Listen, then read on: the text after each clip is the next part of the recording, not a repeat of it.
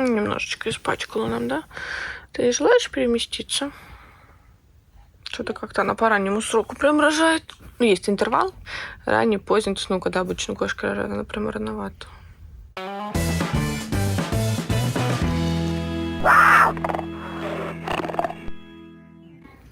Так, у нас в чем история? Мурки я пересчитала 5 дней. Мне 57-й день. Это рано для родов. Это прям очень погранично рано. При этом родовая у нее сейчас не идет, у нее просто кровь. Но родовой деятельности нет, то есть ее не тужит. Ничего такого не происходит. Она ест, какает. С ветеринаром, естественно, я на связи. И мы решили, что сейчас еще понаблюдаю за ней, сделаю ей днем УЗИ, посмотрим. Только, проблема в том, что на УЗИ, да, мы посмотрим малышей, но я и так знаю, что они живые, потому что они пинают меня. К сожалению, на УЗИ не будет видно, может, там матка крутанулась или что-то такое, этого не будет видно. Но он сказал, нужно проверить на УЗИ, что там, жидкости, количество вообще. Вот, с чем-то может быть связано, да, с разной причиной, и очень-очень редко, но бывает такое, что, например, у нее какой-то один малыш мертвый, там 1-2, да, и она пытается его скинуть. И, лично на практике моего ветеринара такое было и с кошками, и с собаками, что она скидывала мертвого котенка и дальше еще ходила несколько 5-7 дней и рожала уже полностью нормальных котят. Может быть такое. Может, там что-то пошло не так. Может, какая-то инфекция или еще что-то, то есть что-то цепануло, непонятно. Но будем сейчас наблюдать. Так, у него все, хожу, подтираю всю кровь везде. Посмотрим, что там УЗИ покажет нам. Будем уже решать. Просто, кисарить ее на таком сроке, это у малышей очень мало шансов. И, возможно, просто так действительно у нее запрограммировано, что-то там пошло не так, она хочет кого-то скинуть, а остальные там еще останутся и дозреют, и все будет нормально. В общем, будем смотреть по ситуации. Кошка ведет себя так, как будто вообще ничего не происходит. При этом у нее хорошее выделение в том плане, что там просто чистая кровь, то есть у нее там нет никаких примесей, ничего, я тоже за этим наблюдаю. Но все равно это не вариант нормы, и ей бы, по-хорошему еще недельку походить хотя бы. За кошкой наблюдаю. Из нее вышло что-то типа, не знаю, как это объяснить, пузыря, который намного меньше, чем когда в нем есть котята, и там ничего не было. Возможно, это что-то было недоразвитое, возможно, просто пузырь, типа пробки. По-разному бывает. Кошка сразу это все вылезла. Сейчас наблюдаю. Говорю, опять же, не вижу у нее потуг. Но при этом она несколько раз уже мяукала, поэтому что-то какой-то процесс идет. Но врач пока говорит, пока наблюдать, никуда ее не тащить. Что, кошка? Выдумщица? Сама в шоке, да? От происходящего. Естественно, тащить куда-то сейчас я не собираюсь. Там ни в спальню, никуда. Я здесь ее постелила. Она там периодически уходит, видимо, жарко. Ничего страшного, поубираюсь за ней. Так, если я спокойнее здесь, пусть будет здесь. Вообще, конечно, сейчас я понимаю, что уже было странно то, что она рано начала гнездиться. Про что я рассказывала. Как я приехала, она сразу пришла ко мне. То есть обычно кошки позже начинают гнездиться. Это, конечно, крайне мило.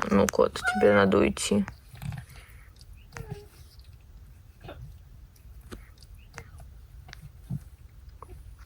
Вылизывает ее. Кот, все, давай, уходи. Ходит за ней. Давай. Уходи. Все. Переместилась таки она в родилку, но она здесь ходит то здесь, то выходит, пытается шкаф мой открыть. Пока ничего нового не происходит. Так, одного недоразвитого мертвого мы родили. Дальше будем смотреть. Может быть, на что мы надеемся. У нее на этом все остановится. Она не скинет остальных.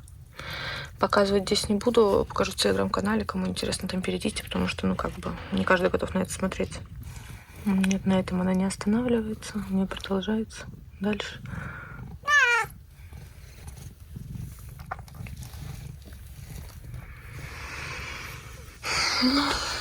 Первородка бывает. Эта котенка сейчас положила к ней, потому что ходила за весами, и все. У них нарушена терморегуляция. Он тоже родился не включенный, но мне получилось его откачать. Но видно, что дышать немножко по-другому, надо посмотреть, потому что понятное дело, что в чем опасны эти именно ранние роды, что они не дышат, то, что они не могут начать дышать. Этот начал дышать, даже сейчас начала, смотрю, даже начал уже пищать. Смотри, чтобы она лишнего не отгрызла. Первородка, она переусердствует с выхаживанием. Естественно, он сосать не может, и положила просто для тепла его. Сейчас его держала в полотенце, сейчас для тепла положила. Так, мой дальше тужит. Да, поняла, процесс все не остановится. Ну ладно, что ж поделать. Хорошо, если у нее выйдет все, чтобы с кошкой все было хорошо, но потом на УЗИ, конечно, я ее свожу. Котята, естественно, как сказала, они не смогут сами питаться, у них нет сосательного рефлекса, поэтому я сейчас скоро разведу водички, естественно, попытаюсь залить малышу молока, потому что, ну, так и тепло тоже будет легче поддерживать, естественно, они сами питаться не могут. Ну ты и выдала, конечно, кошка. Такая малышка, малыш. Мне, естественно, не нравится, как он дышит, но надо наблюдать. Ничего, тебе опять тужит.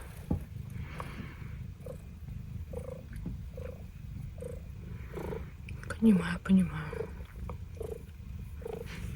Ты этого-то погрей. Я уже все вытерла. Погрей чуть-чуть, повылизывай его. Займись делом. Да, чтобы тепленький он у тебя был.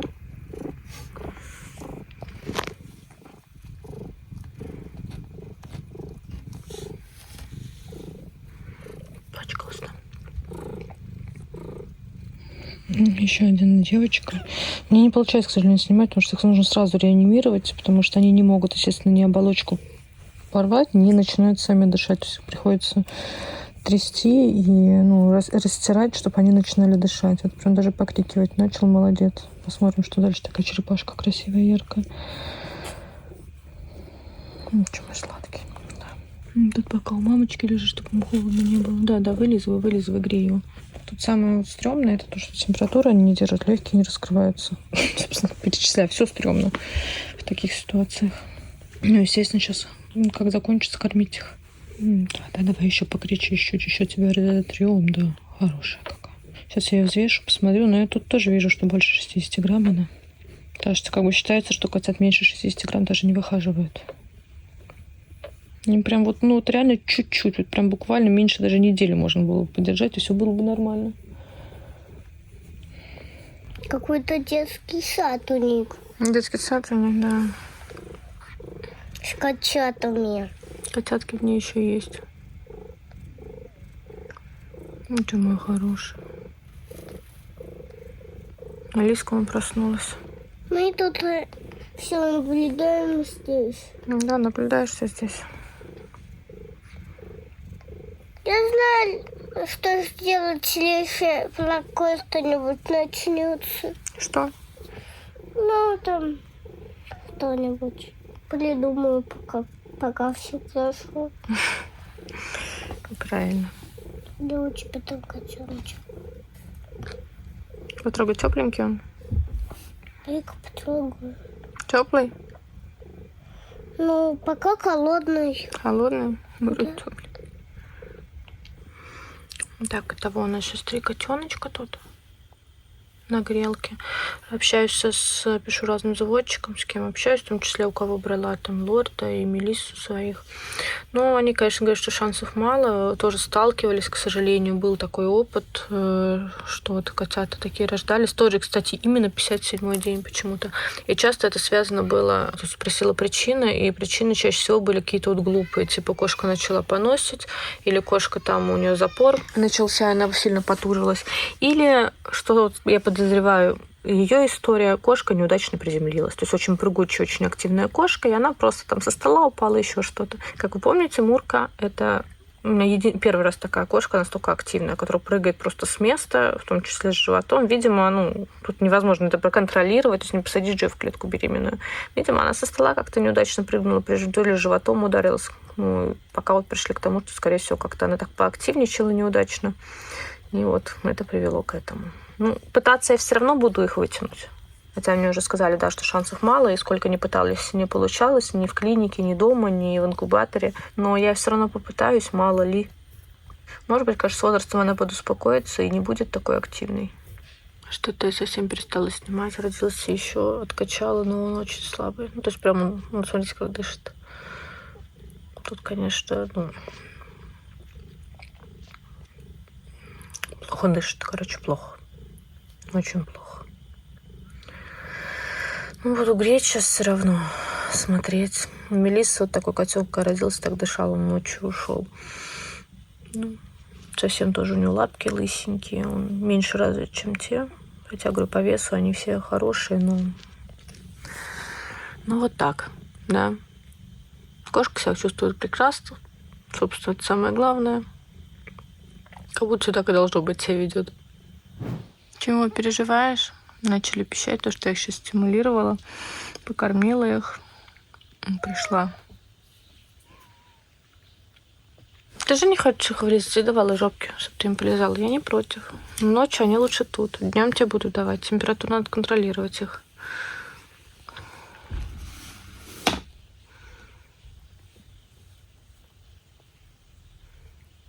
Нет, забирать их не надо, малышка. Тут грелка.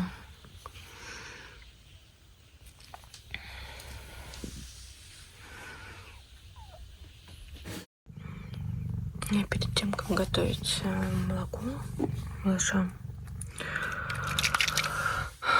кладу их сюда. Вот девчонки прям вообще молодцы. И подсалатик. Рыженький не хочет вообще стараться, вообще пытаться присасываться. А эти прям видите, пытаются даже что-то найти. Это очень хорошо. Молодцы, конечно.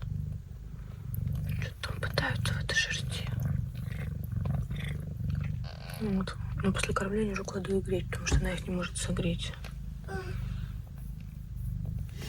Даже сейчас, если потрогать, у них лапушки становятся сразу прохладненькими такими.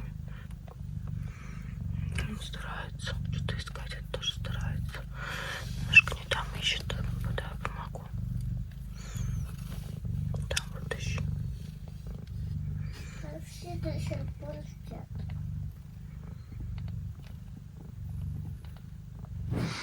Перебралась к нам в кровать, потому что котят забрала сюда, она пыталась их открыть. В итоге она сидела здесь рядом с ними, с Алисой, пока я спала. Сейчас дала ей малышей, буду их кормить. Вот это даже пытается прям жить и сосать. Ой-то. Остальные нет. Я им даже давала один сосочек, но они не рассосаны, а у него сил не хватает рассосать. То есть тут прям такие должны быть более активные. Ну ничего. Они тоже помогают и стимулируют сокращению матки.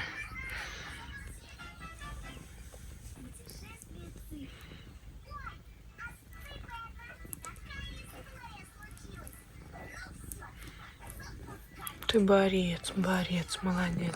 Под утро падала у них глюкоза. Я, естественно, не замеряла, но это было очень видно по... Ну, во-первых, они становятся такие, как в кому уходят, вялые, очень сильно вялые. Хотя у них, конечно, причин вялыми становится много. И все слизистые такие становятся прям белесые. Отколола им глюкозу.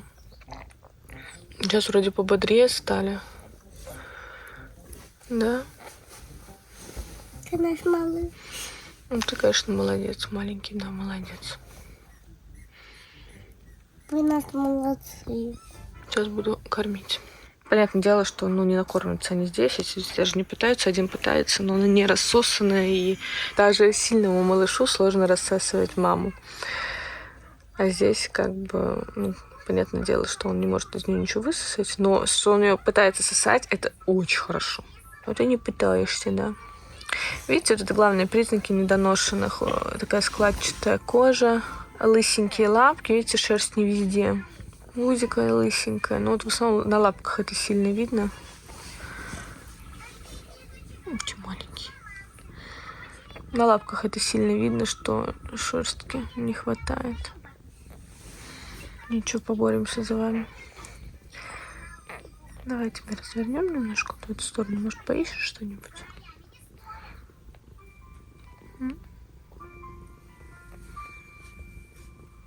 Попробуй найти, смотри.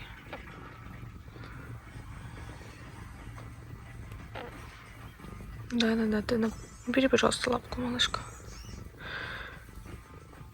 Ты на правильном пути, вот она. Сколько шерсти. Хочется взять машинку и это... Может, так и сделаю по бритью. Молодец. Ой, молодец. На самом деле, то, что она ко мне на кровать легла, ничего страшного. Я потом это постираю. Даже если не стираю эту кровь, у меня стандартная история. У меня животы, где рожали, так часто бывает, что кровь остается.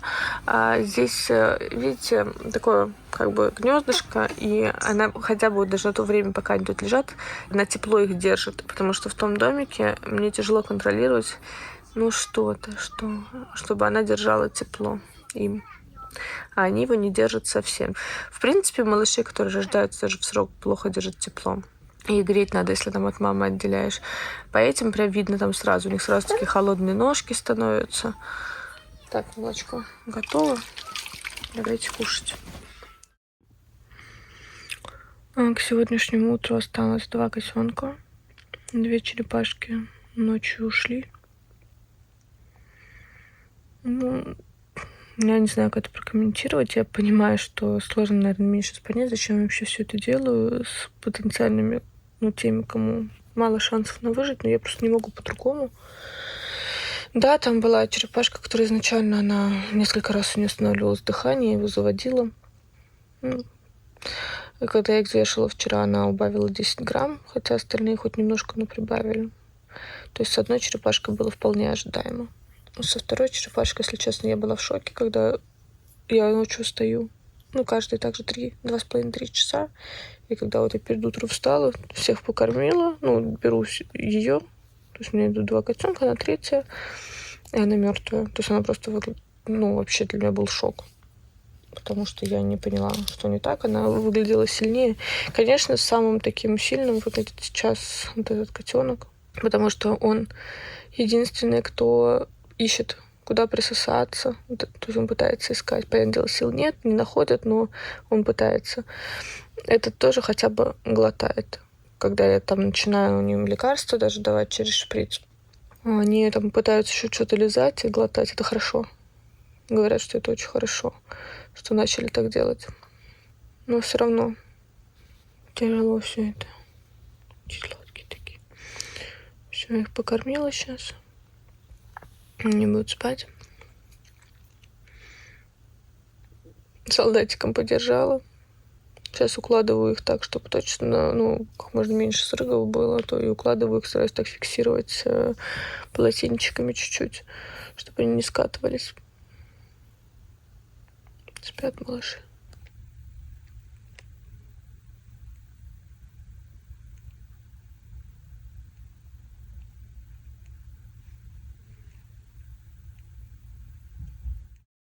Хотелось бы подвести итог, довольно-таки печальный, но тем не менее. Во-первых, объяснить, для чего я все это показываю. И, можно же было просто сказать, не получилось и все.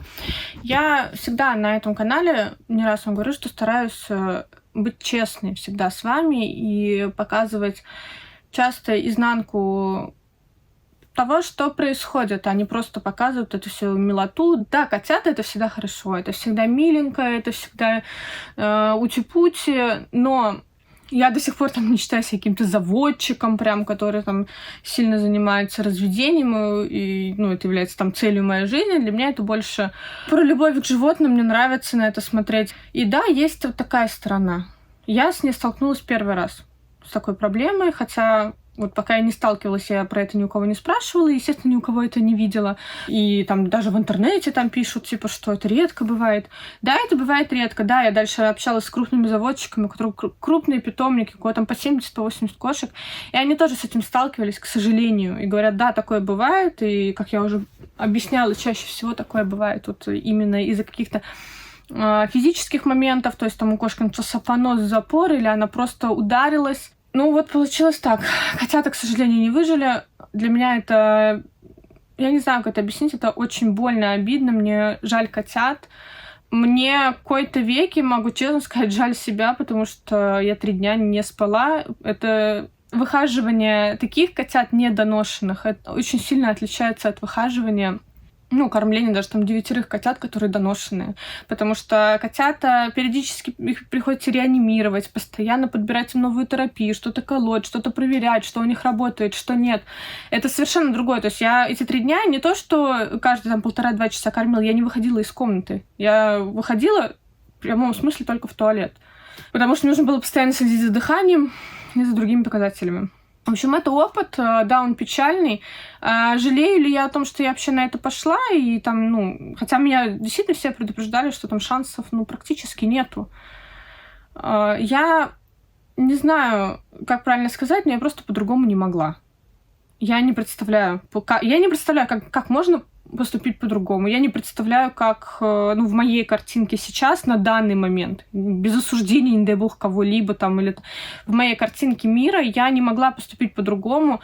Даже на этапе, когда они рождались, да, можно было их не реанимировать, и все, они бы просто не начинали дышать. Но я так не могла, потому что они уже рождались.